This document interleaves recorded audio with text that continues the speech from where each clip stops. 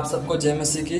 मेरा नाम रितेश है और सबसे पहले मैं बोलना चाहूँगा कि इस वीडियो की एडिटिंग पे बिल्कुल ना जाए, क्योंकि मैं फर्स्ट टाइम वीडियो बना रहा हूँ और मेरे पास कोई भी चीज़ नहीं है कि जिससे मैं वीडियो को अच्छे से स्टैंड कर सकूँ। मेरे पास कोई स्टैंड भी नहीं है, ना मेरे पास कोई माइक है, फिर भी मैं आपके बीच में आने के लिए वीडियोस बना रहा हूँ। तो मेरा नाम रितेश है और आप सब मुझे जानते ही होंगे कि मैं बहुत दिनों से इस चैनल पे काम कर रहा हूँ, जो कि मैंने आपके बीच में बहुत से अच्छे अच्छे वचन को लाके और आपके बीच में मैं आके बहुत कुछ सिखाया हूँ। तो ऐसे ही आज मैं आपके बीच में और परमेश्वर की इच्छा के अनुसार मैं आपके बीच में आके आपको कुछ वचन सुनाने के लिए आया हूँ।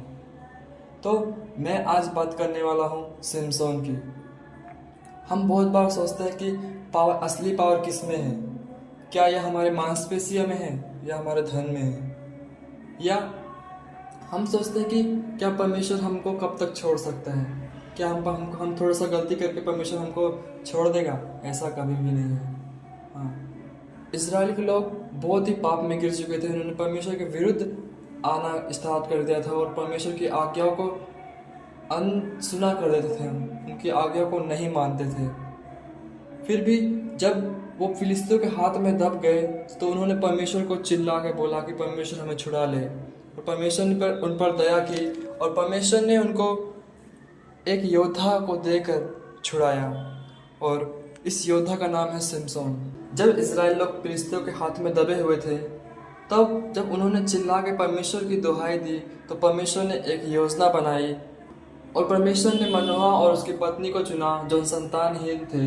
और स्वर्गदूत ने कहा, तू गर्भवती होगी और एक पुत्र जनेगी और वह गर्भ से ही नाजिर होगा, उसके सिर पर कभी अस्तुरा ना चलेगा, वह इजराइल को फिलिस्तियों से छुड़ाया करेगा। सोचो, गर्भ से ही परमेश्वर ने उसे अलग किया।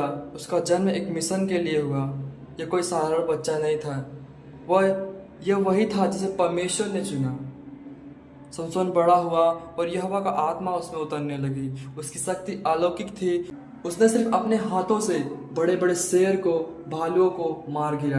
उसने एक गधे के जबड़े से 1000 फिलिस्तियों को मार गिरा। लोग उससे डरते थे और उसका आदर करते थे और वो इजराइल का नायक बना।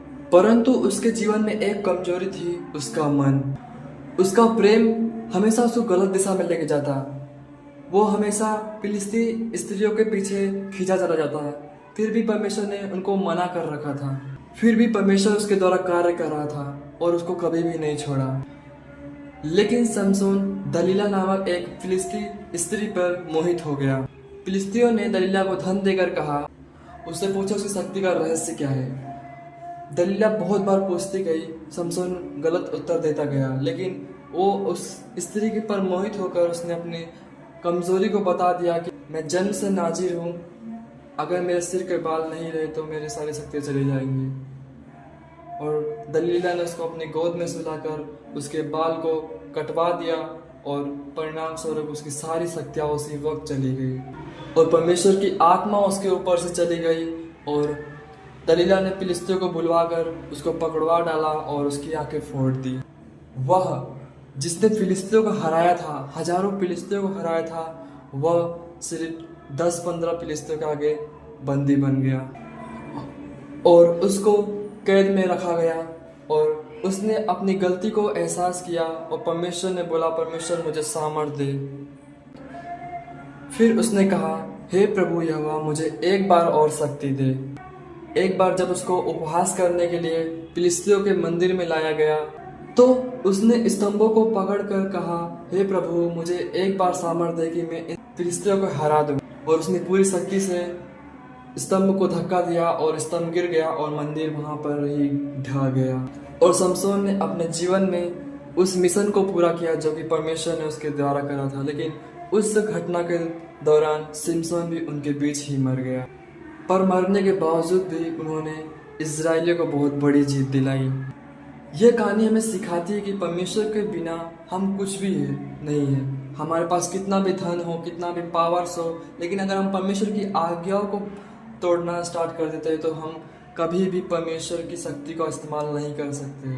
लेकिन ये नहीं कि हम अगर एक बार गलती किए हैं, एक बार पाप किए हैं, क्योंकि परमेश्वर खुद चाहता है कि मेरा बेटा मेरा बेटी मेरे पास आए, और ये कहानी हमें एक बात सिखाती है कि पश्चाताप के लिए कभी भी देर नहीं हो।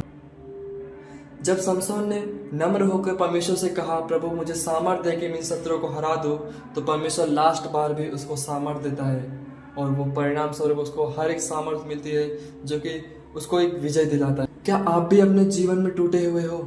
क्या आप भी अपने लाइफ में गिरे हुए हो? मैं कहता हूँ आज ही लौट आओ, परमेश्वर आपको बुला रहा है। एक बार परमेश्वर से पश्चाताप करो, परमेश्वर से बोलो, परमेश्वर मुझे सामर्थ्य दे। वो आज भी आपके लिए खड़ा है।